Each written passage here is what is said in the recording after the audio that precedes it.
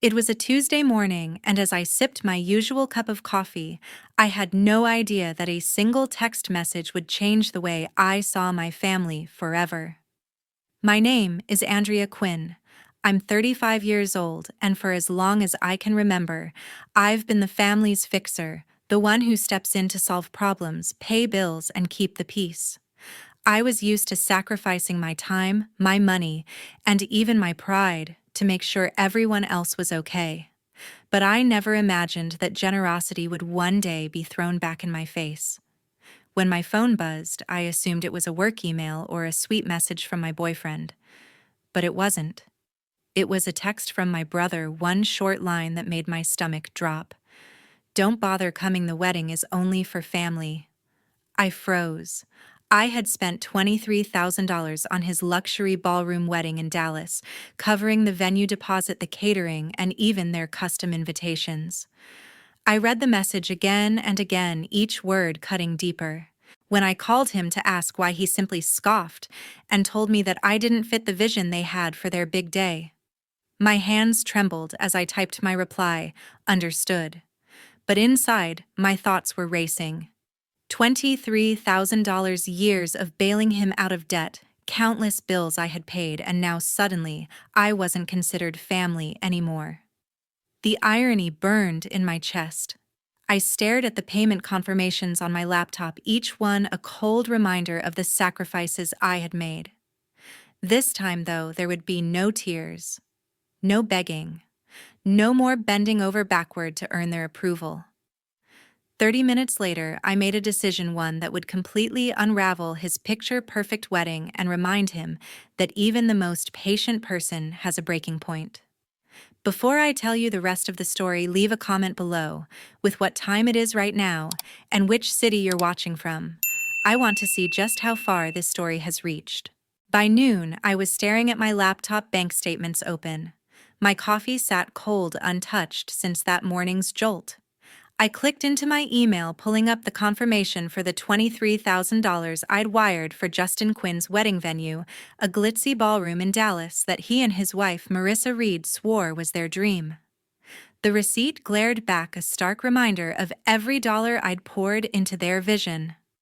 I scrolled through my inbox, unearthing more $1, $200 for their apartment's overdue utilities last summer, $2,500 for Marissa's car repair, when her sedan broke down, $4,000 for a custom leather sofa they needed to impress their social circle. Each email tightened the knot in my chest, a ledger of my sacrifices for their comfort. Caleb, my boyfriend, leaned over, his eyes scanning the screen. At 36, he's always seen what I couldn't. "You're not their ATM, Andrea," he said, his voice calm but firm. "When does it end?" His question cut deep, forcing me to retrace years of playing family fixer. I'd covered Justin's phone plans, Marissa's designer dresses for their engagement photos, even their grocery bills during his rough patches, all to keep the peace. But peace at what cost? I dug into a folder of old invoices, my fingers pausing on a $3,000 payment for their engagement party at a rooftop lounge. My breath hitched as I tallied the total, over $30,000 across years.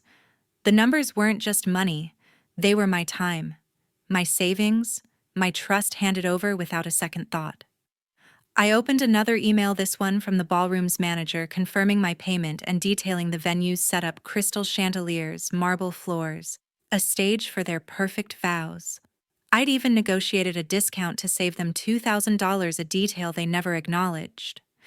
The memory stung, hours on the phone, juggling my own work, all for their gratitude to vanish. My jaw clenched as I realized how easily they'd dismissed me. I wasn't just funding their wedding, I was propping up their entire lifestyle. Caleb sat beside me, scrolling through my bank app to confirm the transfers. "You deserve better," he said, his hand on mine. His words weren't just comfort, they were a mirror reflecting a truth I'd avoided for years. Angela, my best friend and an event planner, texted, then asking to meet about a charity gala I'd pitched months ago. Her message wasn't about my family mess she didn't know yet, but it lit a spark. Why was I funding their lives instead of my own? I pictured the gala, a night of purpose, not obligation, with tables draped in white linen, guests raising funds for a local shelter. It was something I could build, something mine. That thought steadied me. I opened a spreadsheet, typing out every expense I'd covered for Justin and Marissa, dates, amounts, reasons, from utility bills to that overpriced sofa. My fingers flew across the keyboard, each entry sharpening my focus. I added a column for notes, jotting down how they'd promised to repay soon or claimed it was just this once. The truth wasn't just in the numbers, it was in the pattern of their demands and my blind generosity. I saved the file, naming it Family Costs. This wasn't about settling scores, it was about owning my reality. That evening, I sent Justin a text, my fingers steady. "Why am I not invited to your wedding?" I typed, keeping it short, direct, my heart racing with a mix of anger and disbelief. I'd spent $23,000 on their Dallas ballroom, not to mention years of bailing them out. The phone sat silent for 10 minutes, then buzzed. Justin's reply lit up the screen. "We're keeping it intimate, Andrea. You don't fit the vibe, too much baggage for our elegant aesthetic." His words stung sharp and mocking, as if my sacrifices were a stain on their perfect day. Elegant aesthetic. I stared at the message, his sarcasm slicing through years of trust I'd built with him. He didn't even bother to call, just tossed that jab over text like it was nothing. My phone pinged again, this time from Stephen, my dad. "Andrea, don't stir up trouble," he wrote. "You know how important this wedding is. Keep the peace." His tone carried that familiar weight, the kind that always pushed me to swallow my feelings for the sake of family harmony. I gripped the phone, my knuckles white, his words echoing every time I'd been asked to step back, to give more, to stay quiet. Dad wasn't asking, he was demanding. I let Justin's insult slide. I didn't reply, not yet. The idea of keeping the peace felt like betraying myself, and I wasn't ready to cave. I called Angela, my voice shaking as I spilled the story of Justin's text and Dad's message. She listened, her silence steady, not jumping in with advice or pity. "That's rough," she said finally, her tone neutral, focused on her own day's chaos with a client's event. She didn't try to fix me, which was fine. I wasn't looking for a savior. I just needed to say it out loud to let the betrayal sink in. Hanging up, I felt the weight of my own words, the raw truth of being dismissed by my own brother. I opened my laptop, diving into the email chain with the ballroom's booking manager.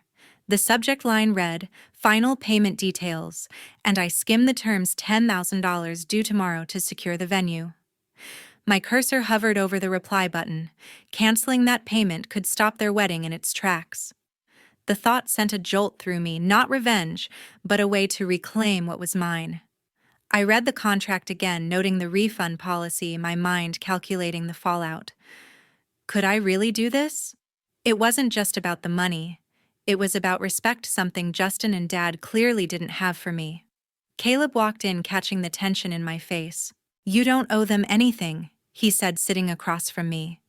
His voice was firm, not pushy, reminding me of the spreadsheet I'd made earlier, the one that laid bare years of their demands. "You've given enough, Andrea. Protect yourself." At 36, Caleb had a way of cutting through my doubts, not with grand gestures, but with quiet truths. His words settled in like a shield around my resolve. I didn't need to be the family fixer anymore. I closed the laptop, my decision not yet final, but clearer than before. This wasn't about proving a point, it was about standing up for my worth. The next morning, I logged into the venue's payment portal.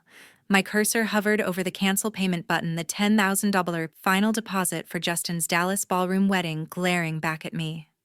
I'd already paid $23,000, but this was the line I'd draw. I clicked, confirming the cancellation with a cold sense of resolve. An automated email popped up confirming the transaction was voided. My heart pounded, not with guilt, but with a strange clarity. I wasn't just stopping a payment, I was reclaiming my dignity after years of being their wallet. The decision felt final, like closing a chapter I'd left open too long. Within hours, my phone buzzed with a forwarded message from the venue's manager to Justin: "Due to non-payment of the final deposit, we regret to inform you that your event is canceled." The ballroom Marissa's dream stage for their elegant day was gone. I imagined Justin's face, his smug confidence crumbling. He'd mocked me as baggage, but now his perfect wedding was unraveling. The manager's email was formal, unyielding, stating they'd already begun rebooking the slot. I didn't feel triumph, just a quiet certainty that I'd done what was right for me. My phone rang, and Patricia, my mom, was on the line. "Andrea, how could you?" She snapped, her voice thick with accusation. "You're selfish, ruining Justin's happiness over your petty grudge." Mom's words cut, painting me as the villain while defending Justin's entitlement. She didn't ask why I'd canceled, didn't care about the $23,000 I'd spent. It was all about her golden boy. I stayed calm, saying, "Mom, I'm done funding their lives." She huffed, insisting I fix it for the family's sake, but I hung up, my hands shaking, but my mind steady. The family group chat exploded minutes later. Aunts and cousins flooded the thread, some blasting me for sabotaging Justin, others silent. Then private messages trickled in. My cousin Lisa wrote, "You did the right thing. They've used you for years." Uncle Mark echoed her, saying he'd seen Justin's pattern before.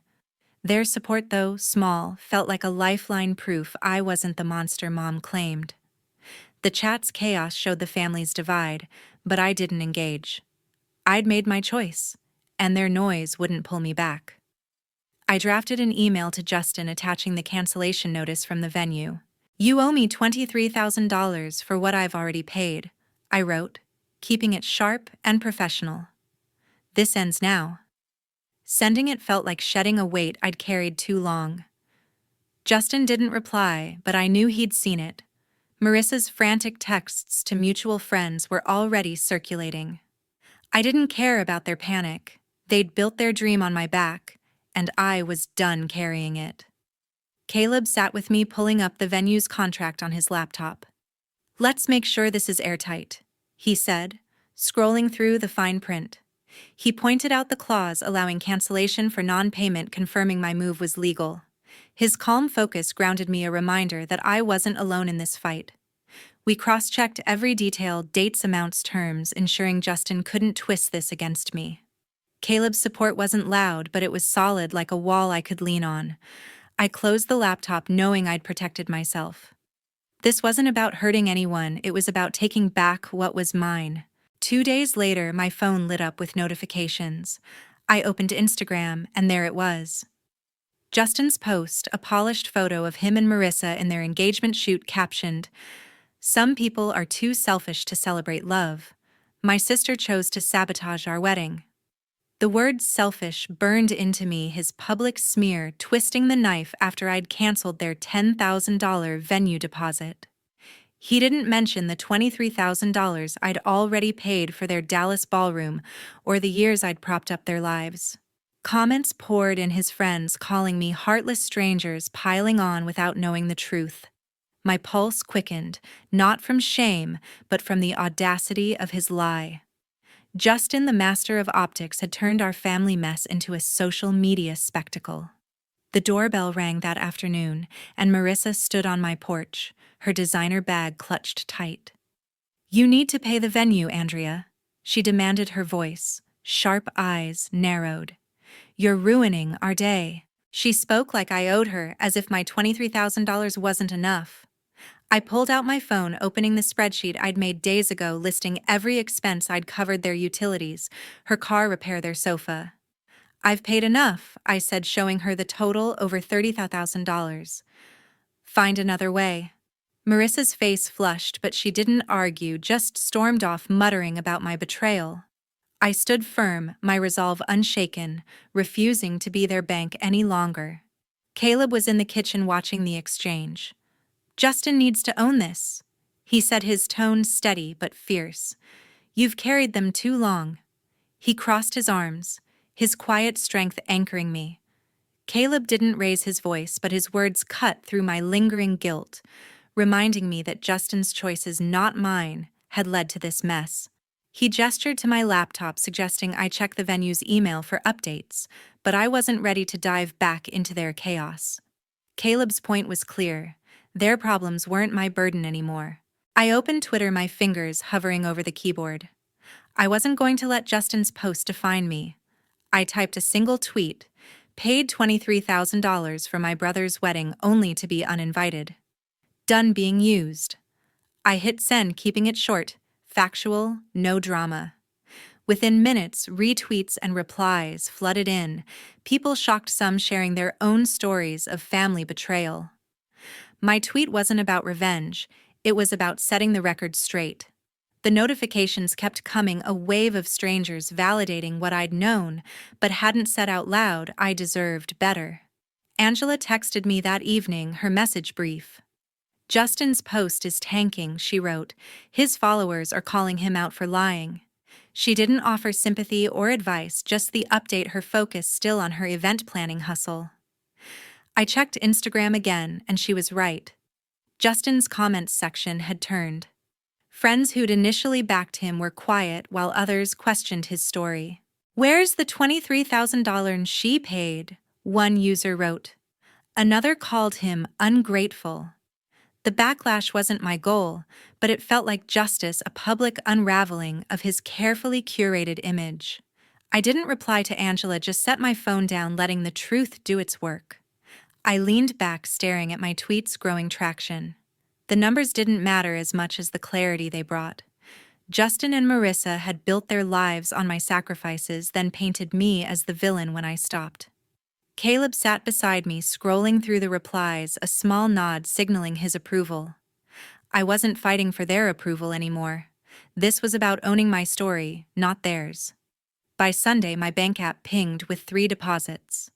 I opened it, my eyes widening at the notifications: $10,000, $8,000, and $5,000, totaling the $23,000 Justin owed me for his canceled Dallas ballroom wedding. No message, no apology, just cold, hard transfers, likely spurred by the social media firestorm after my Twitter post. His Instagram smear had backfired, with followers calling him out for ingratitude. I stared at the numbers, a mix of relief and exhaustion washing over me. This wasn't a victory, it was a reckoning. Justin had paid, but the cost of his betrayal lingered, a wound that money couldn't heal. Angela met me for coffee that afternoon, her usual planner's chaos replaced by a rare calm. "You drew a line, Andrea," she said, stirring her latte. "That's power." Her words hit deep, the first time she'd offered more than a neutral nod in this mess. She leaned forward, her eyes steady.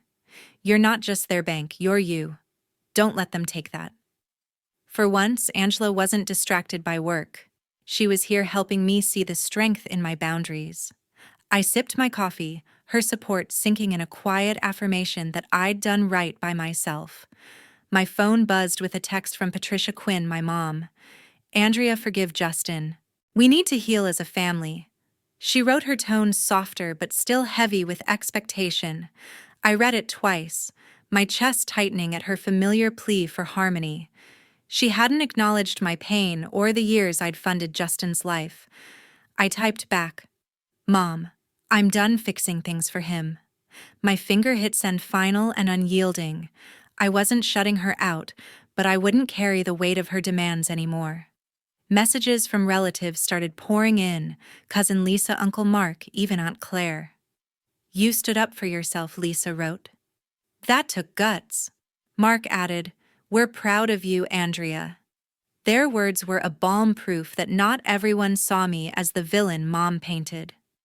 I scrolled through their texts, each one reinforcing my choice to stop enabling Justin. Their support wasn't loud, but it was real, a chorus of voices that drowned out the guilt Mom tried to stir. I opened the family group chat, my thumb hovering over Justin's name. His silence since the deposit spoke volumes. He'd paid, but hadn't faced me. I tapped remove, kicking him out of the chat. A weight lifted, like cutting a chain I'd dragged for years. Marissa wasn't in the group, but removing Justin felt like closing a door on both of them. I didn't need their approval or their drama. For the first time, I felt free, untethered from the role of family fixer. Caleb walked in, catching my small smile. "You need a break," he said, pulling out his phone to show me a state park's website. "Let's do a picnic next weekend, hiking, fresh air, just us." His idea was simple, but it sparked something light in me, a chance to focus on my own life. We sat together planning trails and snacks, his steady presence a reminder that I wasn't alone. I wasn't rebuilding a broken family, I was building something new for myself. On Tuesday, Caleb and I drove to a quiet lakeside. The water shimmered under the morning sun, and we spread a blanket near the shore, unpacking sandwiches and iced tea. The air felt crisp, free of the chaos that had consumed me for weeks.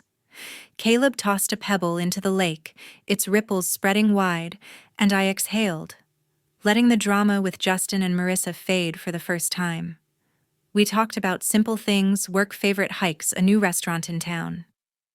The peace wasn't just in the scenery, it was in knowing I'd set boundaries and stuck to them. I leaned against Caleb, his arm around me, and felt lighter than I had in years. My phone buzzed with a message from a mutual friend spilling news about Justin. His Instagram post, the one calling me selfish, had cost him a major marketing contract with a Dallas boutique brand. Clients didn't want their name tied to someone who'd publicly trashed his sister after she'd funded his wedding. The backlash had grown, with industry contacts distancing themselves. I didn't smile at the news. It wasn't about revenge. Justin's choices had built this fallout, and I wasn't responsible for catching him anymore. The weight of his consequences was his alone. Another message popped up, this one linking to an online listing. Marissa had posted her designer jewelry for sale, a diamond necklace, gold earrings, even her engagement photo shoot bracelet. The listing mentioned urgent wedding expenses, a clear sign they were scrambling to cover costs after the ballroom cancellation. I scrolled through the photos, recognizing pieces I'd once admired. Her desperation didn't spark pity, only a quiet acknowledgement that she and Justin were facing the reality of their actions. They'd leaned on me for too long, and now they were learning to stand on their own. A text from my cousin Lisa revealed more family ripples. Patricia Quinn and Stephen Quinn. My mom and dad were losing favor with relatives. Lisa wrote that Aunt Claire and Uncle Mark had skipped Mom's weekly brunch, tired of her defending Justin while ignoring my side. Other cousins had pulled back too, whispering about Mom and Dad's blind support for their son. I didn't feel glee, just a strange calm. Their isolation wasn't my doing, it was the cost of their bias, a truth I'd long seen, but never voiced. Angela sent me a batch of photos from a charity gala she'd organized, the one we'd discussed weeks ago. The images showed elegant tables, soft lighting, and smiling guests raising funds for a local shelter. "You'd love this, Andrea," she texted. "Come to the next one." Her invitation wasn't laced with pity or advice, just a genuine call to join her world. I smiled, picturing myself there not as a fixer, but as a guest free to enjoy something I'd helped inspire. Angela's message was a reminder of what I could build when I stopped carrying others. An email from Aunt Claire landed in my inbox later that day. "You did the right thing, Andrea," she wrote. "Setting boundaries took courage, and we're behind you." Uncle Mark and Lisa echoed her in their own messages, praising my strength. Their words wrapped around me like a shield, countering the guilt Mom had tried to plant. I wasn't alone in this. My family wasn't just Justin and my parents. It was these voices, the ones who saw my worth and cheered my stand. I closed my laptop knowing I'd chosen myself, and that was enough. A week later, my inbox was quiet, but my heart felt lighter. I opened my phone's contacts, scrolled to Justin's name, and hit delete. His number vanished, severing the last thread of our communication. After years of funding his life, $23,000 for his Dallas ballroom wedding, countless other expenses, I was done. Marissa's name stayed, but only as a formality. I hadn't heard from her since she tried to guilt me into paying more. The act of erasing Justin wasn't anger, it was clarity. I'd spent too long tethered to his demands, and cutting him out felt like reclaiming my own space. An envelope arrived from Patricia Quinn, my mom, her neat handwriting on the front. Inside, a letter apologized for misunderstandings and asked me to move forward together. Her words were softer than her usual lectures, But they sidestepped my pain the years I'd been used the uninvitation to Justin's wedding. I folded the letter and set it aside my silence, a choice, not a snub. Replying would pull me back into Mom's cycle of excuses for Justin, and I wasn't going there again. The letter stayed unanswered, a boundary I held without regret. My phone rang that evening, Stephen Quinn's name, my dad, flashing on the screen. "Andrea, we need to talk." He started, his voice heavy with frustration. He didn't ask about me, just pushed for reconciliation, echoing Mom's plea to keep the family intact. I let him speak, but my resolve didn't waver. "Dad, I'm protecting myself," I said, then ended the call. I blocked his number, my fingers steady. Blocking Dad wasn't easy, but it was necessary. I'd given enough, and their refusal to see my side left me no choice but to draw the line. Word spread among relatives about Mom and Dad's favoritism. Cousin Lisa texted that Aunt Claire had stopped returning Mom's calls, fed up with her defending Justin while dismissing my stand. Uncle Mark mentioned a family dinner where Mom and Dad sat quietly, their usual influence fading as cousins questioned their fairness. Their blind support for Justin had fractured their ties, leaving them isolated in their own family. I didn't wish this on them, but I saw it for what it was: the consequence of choosing one child's comfort over another's truth. Sitting at my desk, I reflected on what this journey taught me. Setting boundaries wasn't about punishing Justin, Mom, or Dad, it was about guarding my own worth. I'd spent years as the family's safety net, covering Justin's bills, absorbing their expectations, only to be cast aside when I said no. Saying no wasn't revenge, it was self-respect. I'd lost a brother, strained ties with my parents, but gained a clarity I'd never known. I was enough, and I didn't need their approval to prove it. That truth anchored me stronger than any guilt they'd tried to plant. To everyone who's followed this story, thank you for listening. I've shared my mess. Justin's betrayal, the wedding fallout, my fight to stand tall, because I know some of you have faced similar battles. If you've ever had to set boundaries with family, drop a comment below. Tell me how you held your ground, what it cost, and what you gained. Your stories matter, and I'd love to hear them.